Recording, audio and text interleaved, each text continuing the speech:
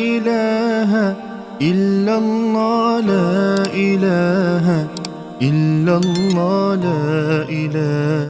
السلام علیکم ورحمۃ اللہ وبرکاتہ. امید ہے آپ احباب خیریت و عافیت سے ہوں گے. ناظرین، میرے چینل سے آپ مستفید ہو رہے ہیں. الحمدللہ مجھے اس بات کی خوشی ہے. بہت سارے لوگوں نے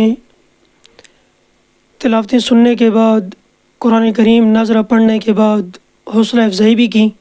اللہ تعالیٰ ان سب کو جزائے خیر عطا فرمائے. آج ہمارے اس چینل پہ ملک پاکستان کے نامور قراء میں سے عالمی ایوارڈ یافتہ قاری محمد ابو بکر حیات صاحب تشریف فرما ہیں. میں حضرت قاری صاحب کا انتہائی مشکور ہوں کہ حضرت نے اپنی بہت ساری مصروفیات سے وقت نکال کے مجھے اور آپ حضرات کو یہ ٹائم دیا. قاری صاحب، ہم آپ کو خوش آمدید کہتے ہیں.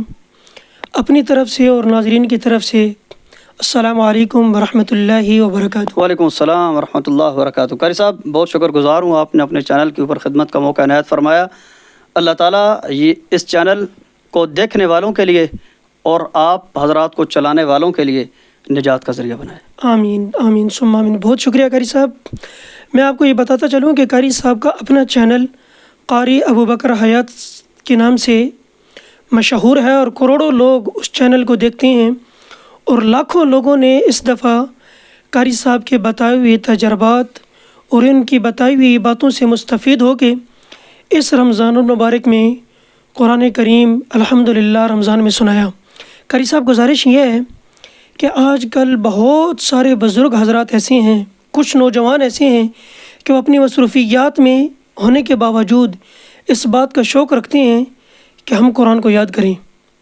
ان کے حوالے سے آپ ہماری رہنمائی فرمائیں کہ وہ اپنی مصروفیات کے ساتھ ساتھ قرآن کو یاد کرنے کا جو شوق ان کے اندر ہے وہ اس شوق کو کس طریقے سے پورا کر سکتے ہیں. دیکھیے قاری صاحب، قرآن کریم کو یاد کرنے کے لیے جو سب سے پہلا سیٹ اپ ہے نا، وہ ٹائم ہونا چاہیے. ٹھیک ہے. اگر آپ قرآن کریم کو ٹائم نہیں دیتے تو یہ کوئی جنگ اخبار یا اوصاف اخبار یا کوئی نیوز پیپر نہیں ہے کہ آپ اس کا ایک بار مطالعہ کریں گے تو آپ کو یاد ہو جائے گا. بے شک قرآن کریم کو ٹائم دینا پڑے گا. ٹھیک ہے. بے شک. جس وقت آپ ٹائم دیں گے اور آپ مسلسل یعنی کہ ریگولر ٹائم دیں گے، جی جی ٹھیک ہے، اس کے بعد اگلا سوال آتا ہے کہ کیسے یاد کریں. سب سے پہلا سبق یہ ہے، ایک دن ٹائم دیں 10 دن چھٹی، 10 دن ٹائم دیں 20 دن چھٹی، ایک دن ٹائم دیں 1 دن چھٹی، قرآن آپ کو یاد نہیں ہو سکتا. بے شک. قرآن کریم ٹائم مانگتا ہے. یہ جتنی بڑی کتاب ہے، جتنا بڑا ذخیرہ ہے یا جتنا بڑا خزانہ ہے یا آپ سے قیمتی چیز مانگتا ہے وہ آپ کا ٹائم ہے. بے شک. اگر آپ کے پاس ٹائم نہیں ہے، آپ بہت زیادہ مصروف ہیں، تو پھر قرآن کریم کے ساتھ دوستی لگانا میرے خیال میں یہ آپ کے غلط خیالات میں سے ہے. دوسری بات یہ ہے کہ یاد کیسے کریں. 30ویں سپارے سے ایک سورت روزانہ یاد کریں. 30ویں سپارے سے سٹیپ پکڑیں. سب سے پہلے 30واں سپارہ یاد کریں. 30واں سپارہ جس وقت آپ کو یاد ہو جائے پورا ہفتہ یاد کرتے رہیں. ہفتے کے بعد جا کے محلے کے امام صاحب کو یا کسی حفظ کے کلاس میں جا کے کسی بندے کو جا کے پورے ہفتے کا ٹیسٹ دے دیں.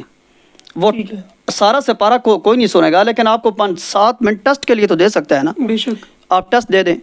اس کے بعد جس وقت 30واں سپارہ آپ کو یاد ہو جائے، سورہ رحمان، سورہ یاسین، اس کے بعد سورہ مزمل، سورہ ملک، یہ والی جو 5 سورہ ہے نا، ان 5 سورہ کو اچھی طرح یاد کرنا ہے. ٹھیک ہے. سورہ کاف ہر جمعے کو پڑھنی ہوتی ہے. سورہ یاسین، یہ والی جو صورتیں ہیں نا 5 سورہ، اس کو یاد کریں. یہ جس وقت یاد کریں گے نا تو قرآن کریم یاد کرنے کا آپ کا ایک سیٹ اپ بن جائے گا، ایک ترتیب بن جائے گی، ایک حوصلہ بن جائے گا کہ میں یاد کر سکتا ہوں.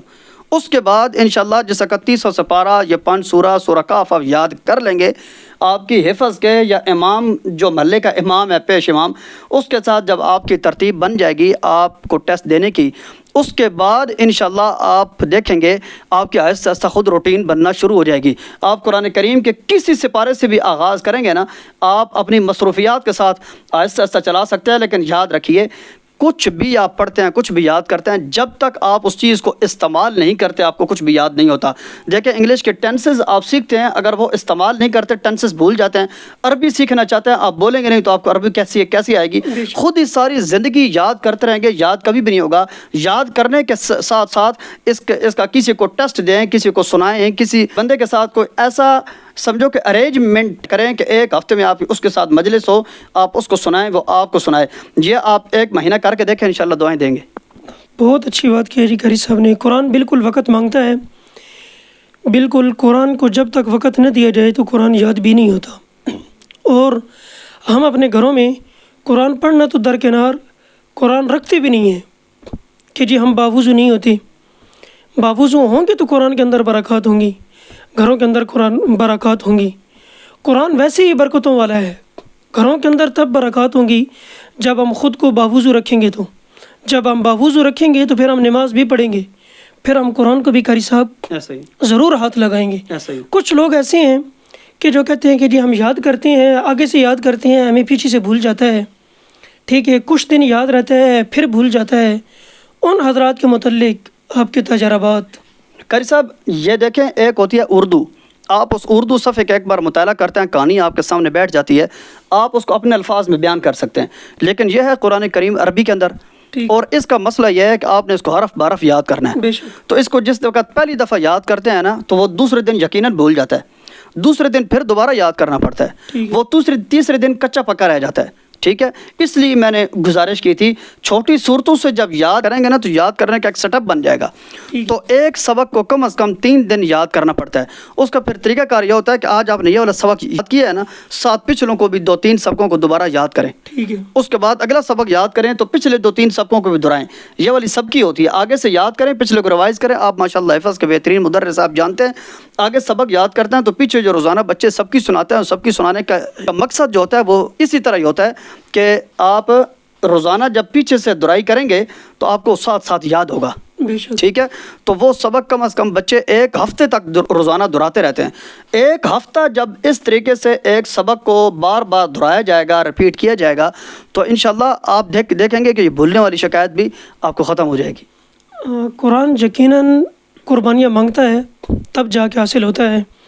ویسے نہیں، اللہ کے نبی نے فرمایا کہ قیامت والے دن قرآن جو ہے وہ 7, 8 اور بعض روایات کے مطابق 10 حضرات کی شفاعت ایک حافظ کرے گا.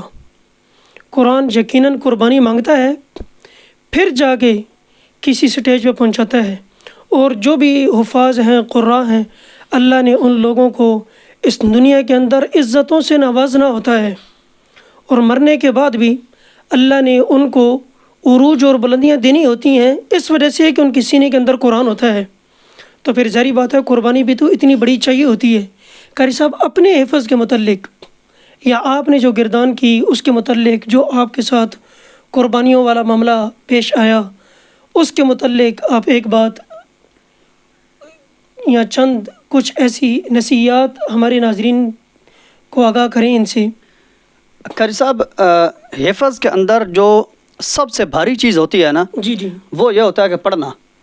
ہماری زندگی سے اگر پڑھنے والا کام نکل جائے نا تو ہماری زندگی جنت بن جائے گی. ٹھیک ہے. تو طالب علموں کے لیے جو سب سے بڑی چیز ہوتی ہے وقت کی پابندی. ان کو بتایا جاتا ہے اس ٹائم سبق سنا جائے گا، اس ٹائم سبقی، اس ٹائم منزل. ان اوقات کی پابندی بندے کو حافظ بنا جاتی ہے. ٹھیک ہے. آج اگر آپ دنیا دار ہیں یا کوئی بھی ہیں، آپ وقت کی پابندی کریں. ٹھیک ہے. اور نمبر دوسرا، اپنا ایک ٹارگٹ رکھیں. روزانہ آپ نے کتنا یاد کرنا ہے. حفظ کے بچوں کا ٹارگٹ ہوتا ہے، اس استاد اس کو کہتا ہے اس سپارے میں آپ نے اتنے لائنیں یاد کرنی ہیں. اس کا ایک ٹارگٹ ہوتا ہے جس ٹارگٹ کے اوپر وہ اس کو مکمل لے کے استاد سختی کے ساتھ چلتا ہے. اور نمبر دوسری بات یہ کہ میں آپ سے مؤدبانہ درخواست کروں گا، ٹائم کی پابندی کے ساتھ اپنا ٹارگٹ بنائیں. روزانہ کتنی دیر آپ نے قرآن کریم پڑھنا ہے اور کتنا روزانہ یاد کرنا ہے. اس کا بہت زیادہ فائدہ ہوگا. باقی رہا ہمارے حفظ کے متعلق، جی میں ایک دفعہ اپنے قاری صاحب کے پاس گیا، میں نے کہا میں گردان کر رہا تھا کہ قاری صاحب گردان کہتے ہیں حفظ پورا کرنے کے بعد دوبارہ ایک دفعہ قرآن کو یاد کیا جاتا ہے نئے سرے سے. میں گیا، قاری صاحب مجھ سے پورا پاؤ یاد نہیں ہوتا. قاری صاحب نے کہا دفع ہو جائے یہاں سے، دفع ہو جائے یہاں سے، خبردار دوبارہ یہ تیرے الفاظ دوبارہ نکلے، پاؤ ہی سنانا ہے اور پاؤ سے کم میں نہیں سنوں گا. اٹھ جا یہاں سے، پاؤ ہی لے کے آنا ہے روزانہ. قرآن کے آخر تک ایک پاؤ ہی لے کے چلا اور مجھے قرآن الحمدللہ بہت اچھی طرح یاد ہو گیا. اگر اس وقت استاد میری مرضی پہ مجھے چلاتے نا، شاید میں گردان آج تک نہ پوری کر سکا. پڑھاتے ہوئے ایک بہت بڑا عرصہ ہو چکا ہے.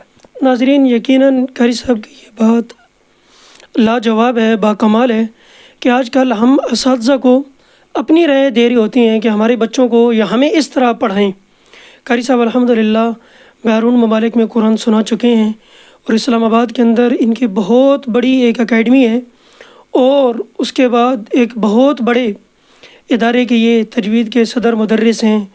لوگ دن میں کئی ایسے رابطہ کرتے ہیں ان کے ساتھ جن کو قرآن یاد نہیں ہو رہا، تجوید کے متعلق کسی کو کوئی پریشانی، کوئی معاملات ہوتے ہیں، قاری صاحب اپنی انتہائی مصروفیت کے باوجود ان لوگوں کے ساتھ اس قرآن کے حوالے سے رہنمائی فرما رہے ہوتے ہیں۔ قاری صاحب نے اپنی ساری خدمت قرآن کے نام کی ہوئی ہے۔ اللہ تعالیٰ ان کی خدمات کو اپنی بارگاہ کے اندر قبول فرمائے اور ان کو جزائے خیر عطا فرمائے۔ ویڈیو لمبی ہو جائے گی کافی، بس اسی کے ساتھ اپنے میزبانان کو اجازت دیجیے۔ والسلام ورحمۃ اللہ وبرکاتہ۔